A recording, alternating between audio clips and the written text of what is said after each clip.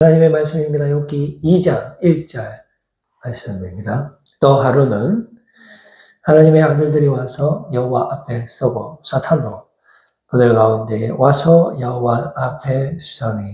아멘. 오늘 천상회의라는 제목 가지고 주님 주시는 은혜의 말씀 나누겠습니다. 성경에서는 여러분 반복되는 문학적인 요소들을 자주 발견하게 됩니다. 우리가 똑같이 반복한다라는 것은 그만큼 그 사실이 중요하다는 것을 의미하는 겁니다. 우리 일상생활에도 이런 반복적인 그런 기법들을 통해서 우리의 의사 전달을 하고 합니다. 성경도 마찬가지입니다.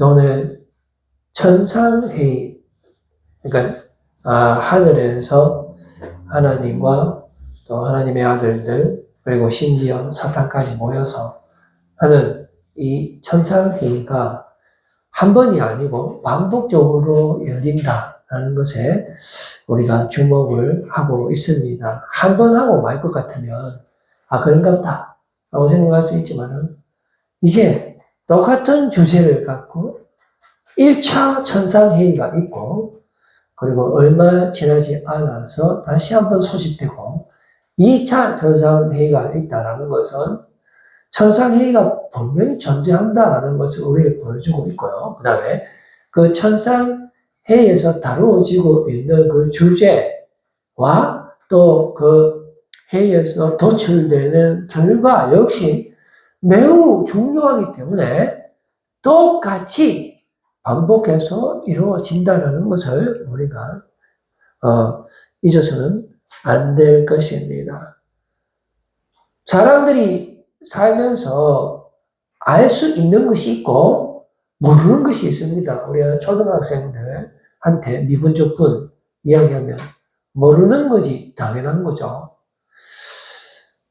그처럼 우리가 비록 성인이 다 된다 할지라도 우리가 눈에 보이는 것을 안다라고 할 수 있고 눈에 보이지 않는다라면 그것은 상상의 영역이고 또 믿음의 영역이라서 우리가 알 수 없습니다. 그럼에도 불구하고 어떨 때 우리는 안다라고 주장을 합니다. 그리고 심지어 우리의 주장이 훨씬 더 어떤 영적인 영역보다 더 중요시 될 때도 있습니다. 그런데 그렇지가 않고요. 우리가 아는 것은 아는 것까지만 주장을 해야 되고 모르는 것은 모른다라고 하는 것이 맞을 것 같습니다. 그래서 오늘 그 욥기인데요. 욥은 아주 물질적으로나 또 영적으로나 하나님으로부터 많은 축복을 받고 인정을 받고 그리고 주변 사람들에게도 인정을 받습니다. 그렇게 인정을 받는 이유는 세상에는 공짜가 없기 때문에 이 욥은 하나님께서 어떻게 살면 복을 주는지에 대한 그 방법을 정확하게 알고 매사에 최선을 다하면서 우리가 자문에 나오죠.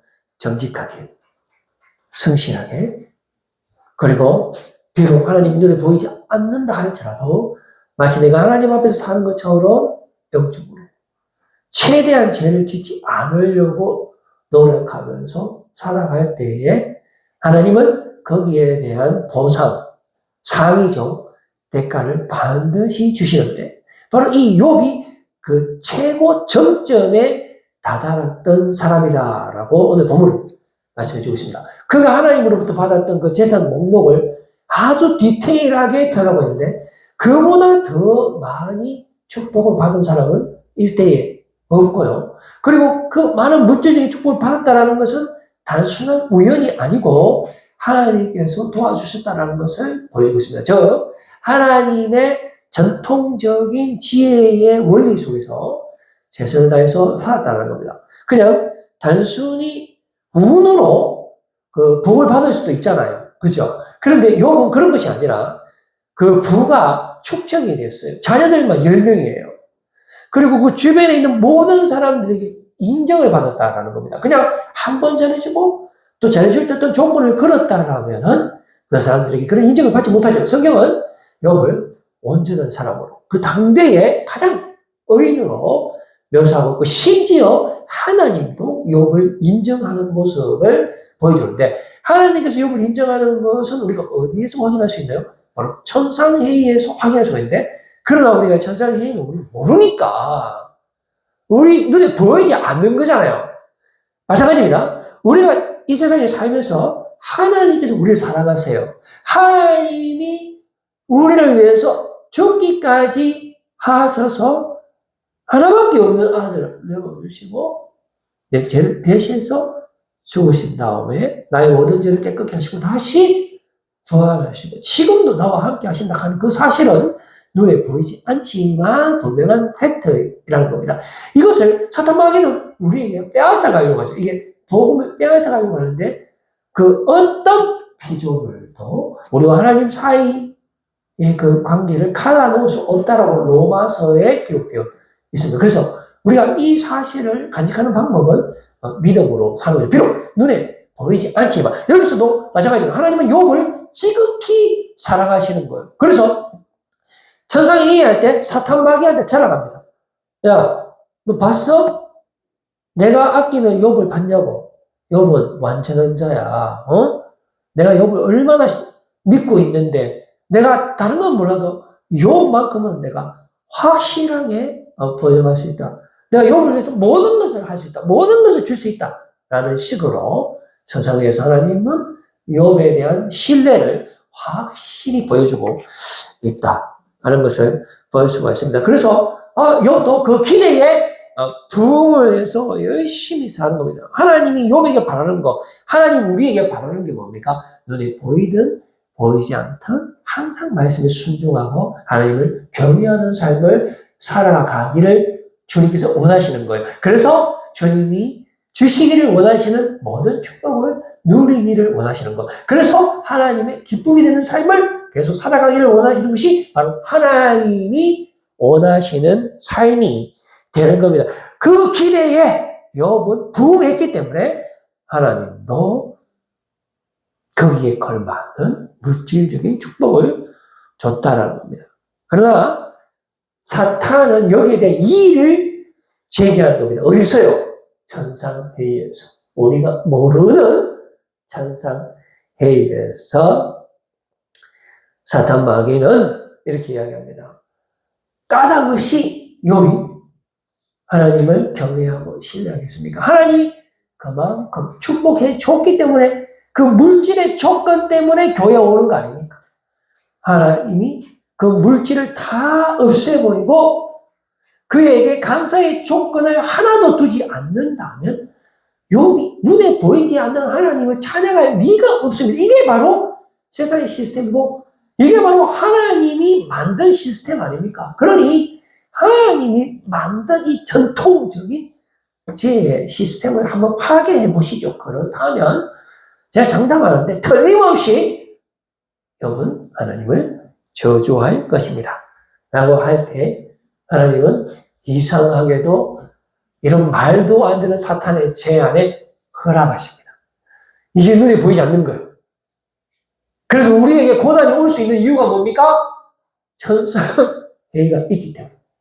거기에서 하나님이 우리에게 고난이 허락되는 것을 하나님이 허락하시기 때문에 우리에게 이런 아픔과 슬픔과 말로 표현할 수 없는 이런 환경들이 우리에게 다가오는 겁니다.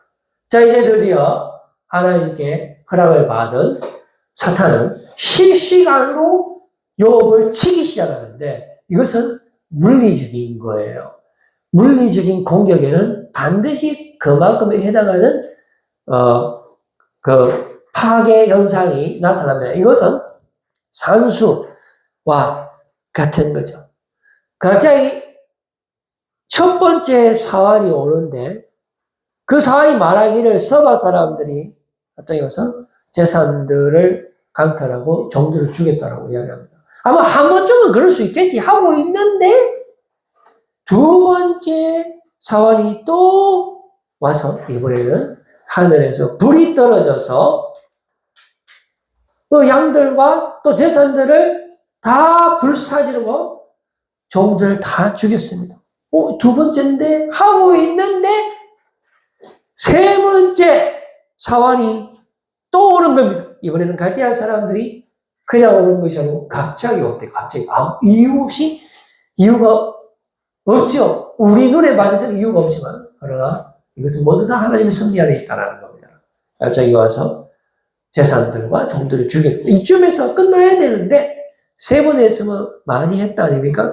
네 번째 종들이 와서 결정적으로 갑자기 하늘에서 돌풍이 불어서 여호와의 자녀 10명을 모두 다 죽이게 되는 이런 비고를 접하게 되는 겁니다. 이것은 말로 설명할 수가 없습니다. 한 번도 아니고 두 번도 아니고 네 번이나 어떤 물리적인 공격을 당하고 또 거기에 대한 정확하게 물리적인 뺄셈, 즉 파괴 현상이 나타났다 하는 것은 이것은 확실한 원인과 결과가 따르는 그 하나님의 세상의 창조 원리에 따른 그런 작용과 반작용의 원리가 나타났습니다. 그런데 놀라운 사실은 이 하나님의 원리는 원인이 있으면 그 결과가 있는데 반드시 인풋이 있어야 돼. 인풋이. 그래 아웃풋이 있는데 인풋이 죄를 지어야지만 이런 저주를 받게 됩니다. 그런데 욥은 죄를 짓지도 않았는데 까닭 없이 이런 현상이 나타났다는 겁니다. 이것은 우리가 설명할 수 없고 이해할 수 없는 우리 삶의 영역입니다. 우리가 세상을 살아갈 때 전통적인 하나님의 지식의 원리로만 세상이 돌아가지 않고 우리가 알 수 없는 그런 현상들이 나타나는 것을 알 수가 있어요. 그래서 이것은 명확하게 이거는 반복적으로 4번이나 걸쳐서 어떤 행위 화복의 원리, 권선 징악의 원리에 맞지 않는 현상들이 나타난다는 것을 알 수가 있습니다. 그러나 욥은 이런 고난을 당했을 때 하나님을 저주하지 않았습니다. 사탄 마귀가 원하는 대로 하나님을 싫어하거나 하나님을 미워하지 않고 여전히 하나님을 경외하는 삶을 살아갔습니다. 그래서 우리는 욥을 전통적인 지혜의 관점으로 보았을 때 최고의 정점에 이르는 사람이라는 별명을 붙일 수 있을 것 같습니다. 그래서 욥기 1장 21절, 22절의 말씀에 보니까 이르되 내가 모태에서 알몸으로 나와 4절 동안 알몸이 그리로 돌아가올지라 주 신이도 여호와시요 그 신이도 여호와시오니 여호와의 이름이 찬송을 받으실지니이다 하고 이 모든 일에 욥이 범죄하지 아니하고 하나님을 향하여 원망하지 아니하니라라고 말씀해 주고 있습니다. 여기에서 욥기가 끝이 나면은 좋겠어요. 그러나 욥기는 상당히 긴 성경책입니다. 이게 지금 겨우 1장에 있는 내용이기 때문에 여기서 끝날 수가 없겠죠. 그러면 그 나머지 장에서 우리에게 주는 메시지가 있다라는 것을 알 수가 있습니다. 욥은 바로 이렇게 그의 믿음을 저버리지 않고 하나님을 경외하면서 그렇게 살아가는 겁니다. 그래서 우리가 욥을 본받고 아무리 어려운 고난과 그런 상황들이 있다 할지라도 모든 상황 가운데서도 우리가 인내하고 견디고 말씀을 붙들고 살아가게 되면 반드시 하나님께서 회복시켜 주실 것이다. 심지어 우리가 이해되지 않는 그런 고난이 온다 할지라도 내가 죄를 짓지 않았는데도 불구하고 물론 우리는 죄를 다 짓죠. 우리는 다 욥이 아닙니다만은 세상에 보면 착한 사람도 있고 못된 사람도 있잖아요. 그런데 이 두 사람의 결과는 동일한 거예요. 어이구 하나님 너무 불공평하신 거 아닙니까? 우리 착하게 살았으면 하나님이 복 주는 게 마땅하지만 죄를 지어서 하나님 벌을 주셔야지요. 그렇게 말하기 전에 우리의 삶을 한번 돌아봐야 돼요. 이 세상에는 의인이 없어요. 다 죄인인데. 그러면 하나님께서 우리에게 꽃배기로 복 주는 거 아닙니까? 우리가 착한 사람은 당연히 복 주시는 것이고 죄인도 하나님께서 날마다 다시 은혜를 베풀어 주시고 신실하신 하나님께서 주님께서 다시 오시는 그 순간에 우리를 붙들어 주시니까 우리에게는 이게 이해되지 않는 것이 아니고 은혜로 받아들일 수밖에 없는 상황입니다. 아무튼 이 욥이 이런 고난을 이겨내는 것을 보고 우리도 인내하고 참고 그렇게 살아갈 수가 있다라고 생각할 수 있죠. 그래서 세상에는 공짜가 없어요. 우리가 욥처럼 되기 위해서는 엄청난 정신적인 수양이 필요하고 어떤 행위적인 노력이 필요합니다. 그래서 어떤 어려움과 고난이 온다 할지라도 쓰러지지 아니하고 나아가야 합니다. 만약에 여기서 욥이 끝난다면 우리가 얼마나 피곤하겠습니까? 이 세상 살면서 욥 같은 사람 몇 명이 있을까요? 이론적으로는 존재할 수가 없어요. 이거는 성경은 그냥 우리에게 어떤 메시지를 주기를 원하십니다. 그 메시지가 뭡니까? 우리가 모르는 것이 있다라는 겁니다. 그것을 주기 위해서 욥이라는 그 어떤 인물을 우리에게 샘플로 보여주고 있는 어떤 대명사적인 역할을 하면서 우리에게 보여주고 있는 거예요. 우리가 우리 힘으로 참을 수 있습니까? 우리의 능으로 모든 것을 이해할 수 있습니까? 우리가 죄인이 안 될 수도 없거니와 설령 백보양보해서 우리가 정말로 죄를 짓지도 않았는데 엄청난 고난이 온다면 우리가 과연 이런 상황들을 이해할 수 있겠습니까? 전통적인 지혜의 관점에서 욥처럼 하나님을 원망하지 않고 저주하지 않고 그럼에도 불구하고 하나님을 사랑하면서 주신 이도 여호와시오 그드신 이도 여호와이시오니 라는 고백을 우리가 할 수 있겠냐라는 것입니다. 아마 불가능할 것입니다. 그래서 우리는 아무것도 모르는 거예요. 우리가 아는 것은 오직 눈에 보이는 것만 아는 거예요. 눈에 보이지 않는 것이 있다는 겁니다. 우리가 모르는 것이 있다는 것을 오늘 본문 말씀은 반복해서 보여주고 있습니다. 다시 천상회로 돌아옵니다. 이제 두 번째 천상회.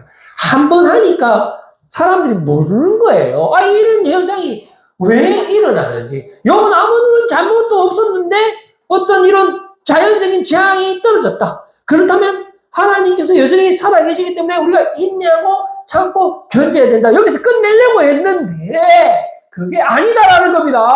다시 하나님은 사탄을 하나님의 아들을 소집합니다. 그래서 제2차 천상회의를 통해서 우리에게 한 판 더 모르는 것이 있다는 것을 알려주시는 거예요. 여기 2장 1절 말씀입니다. 또 여기서 또로 시작하죠.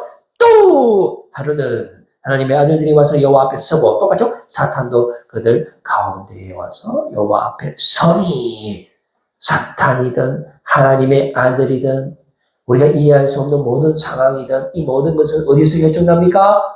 제2차 천상회에서 끝납니다. 이것은 바로 하나님의 절대 주권을 의미하는 거예요.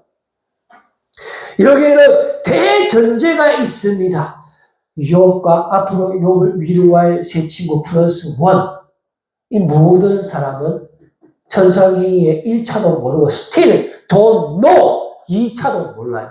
우리도 마찬가지입니다. 우리를 향한 하나님의 계획을 우리는 다 알 수 없어요. 오늘 우리가 어떤 일을 당할지 그리고 그 일 앞에서 내가 어떤 반응을 보일지 우리는 뻔합니다. 분명히 짜증낼 거예요. 우리 중에 욥 같은 사람이 있을 수는 있어요. 그래서 참고 또 참고 하겠지만 얼마나 불쌍합니까? 한계 지점에 반드시 다다르고 말 것입니다. 하루에도 12번 그렇게 되는 것이 우리의 인생입니다. 우리는 그러므로 절대로 모릅니다. 알지도 모르면서 아는 척하면 안 됩니다. 그래서 하나님이 우리를 향한 생각이 뭡니까? 이 천상회의에서 보면 하나님은 끝까지 욥을 사랑합니다. 2차 회의에서 사탄에게 이야기합니다. 너 받느냐? 너 1차에서 나에게 뭐라고 했어? 응? 내가 준 그런 재산, 눈에 보이는 거, 물질적인 축복을 다 없애버리면 욥이 날 저주하고 날 배신할 거라 했지. 그래, 네가 그렇게 해봤는데 어떻게 됐느냐? 그래도 욥은 여전히 나를 경외하는 그 욥을 너 봤지? 라고 하면서 다시 한번 하나님께서 욥에 대한 신뢰를 보여주고 계시는 겁니다. 반복적으로. 지금 마찬가지입니다. 우리 하나님께서는 비록 우리가 알든지 모르든지 하나님을 경외하시기를, 하나님을 예배하는 삶을 살기를 하나님은 원하십니다. 그런데 우리는 어떻습니까? 내가 이해될 때, 하나님이 나를 잘해줄 때 하나님을 경외하지만 일이 잘 안 될 때 우리는 하나님을 싫어합니다. 하나님이 없다라고 함부로 단정짓습니다. 그러나 하나님이 우리에게 원하시는 것은 네가 알든지 모르든지 항상 내 앞에서 신실하게 정직하게 하루하루를 열심히 살기를 바라는 것이 바로 우리를 향한 하나님의 뜻입니다. 그랬을 때 사탄이 우리를 향한 하나님의 뜻은 무엇입니까? 하나님 택도 없는 소리 하지 마십시오.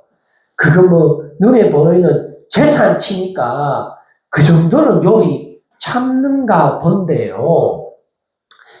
재산으로는 원래 안 되고 욥의 몸을 보십시오.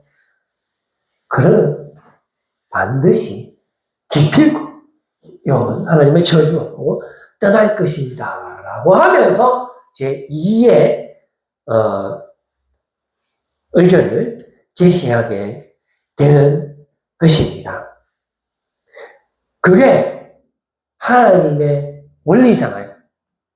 그게 하나님께서 만드신 이 세상이 흘러가는 원리지 않습니까? 라고 하면서 그를 쳐보십시오. 그에게 병을 주고 그에게 육체적인 고통을 줘보십시오. 그리고 하나님을 경외하는지 라고 제안하게 될 때에 이 사탄과 하나님은 두 번째 거래를 맺게 되는데 여기 2장 3절에서 4절 말씀에 보면 이렇게 기록되어 있습니다. 여호와께서 사탄에게 이르시되 네가 내 종 욥을 주의하여 보았느냐? 그와 같이 온전하고 정직하여 하나님을 경외하며 악에서 떠난 자가 세상에 없느냐?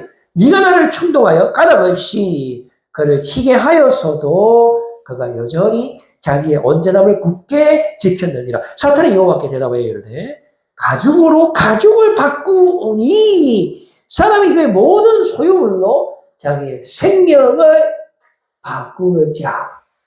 이것이 사탄의 제안. 이 생명과 재산은 또 다른 차원이다 하는 겁니다. 우리가 정말로 몸이 아프게 되면, 몸이 막 죽을 정도로 아프게 된다라면, 그것도 이유 없이 병이 찾아온다라면 얼마나 두렵고 들립니까? 그럼에도 불구하고 하나님을 경외할 수 있겠습니까? 아무런 이유 없이 갑자기 병원에 갔는데 정말 듣기 힘든 소리를 듣고 그래서 내 몸이 회복이 되지 않고 그럴 때 어떻게 할 것이냐 하는 것입니다.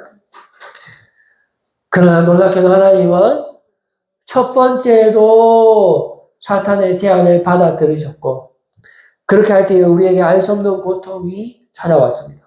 근데 여기서 끝이 아니고 좀 더 심층적으로 나가서 이 두 번째 천상회의에서도 사탄의 더 말도 안 되는 제안을 하나님께서 허락하실 때에 우리 삶 가운데 찾아오게 되는 겁니다. 우리는 알 수 없이 아플 수가 있는 거예요. 여기 2장 5절 말씀에 이제 주의 손을 펴서 그의 뼈와 살을 치소서 그리하시면 틀림없이 저를 향하여 욕하지 않겠나이까 라는 것입니다. 이 말은 뭐냐면 하나님께서 만드신 그 원리를 한번 파괴해 보세요. 하나님이 순종하면 축복하고 불순종하면 저주받는다라고 이 세상의 원리를 만들어 놓으셨는데 그렇게 하면 그 원리를 한번 파괴해 보십시오. 그러면 그 원리가 파괴됐기 때문에 그 원리 안에 사는 인간 그 욥도 하나님을 버릴 것입니다.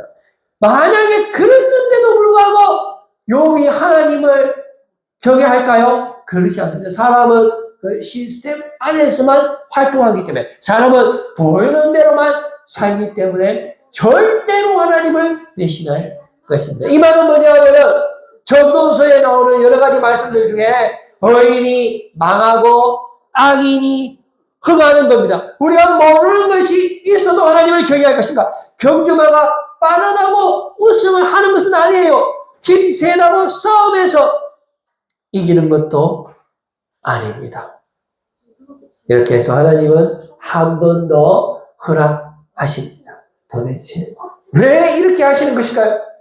이것은 하나님의 의도가 있는 겁니다. 사탄마귀에게, 하나님의 아들들에게, 욥을 통해서 우리에게 하나님께서 주시기를 원하시는 그런 메시지가 있다는 겁니다. 그것도 반복해서 한 번 더 허락하시는데 왜 이러시는 걸까요? 따라서 우리가 삶을 살면서 알 수 없는 고통이 올 때, 우리 주변에 있는 모든 재산이 없어지고 심지어 내가 막 죽기까지 아플 때조차도 하나님은 우리에게 지금 말씀하고 계시는 것입니다. 여기 2장 6절 상반절 말씀에 여호와께서 사탄에게 이르시되 내가 그를 네 손에 맡기노라. 이것은 또 다른 세상이 있음을 시사하는 겁니다. 그러나 하나님은 세부 조건을 달죠. 다만 그의 생명은 해하지 말지니라. 이것은 하나님의 절대 주권입니다. 우리는 이 세상부터 피조물도 하나님 우리 삶에 가는 것을 믿고 하나님은 우리를 절대로 버리지 않습니다. 이제 저는 말씀을 드리려고 합니다. 모르는 것이 있고 아는 것이 있습니다. 따라서 모르는 것은 모른다 해야 됩니다. 중요한 것은 무엇입니까? 하나님을 경외하는 것은 확실한 겁니다.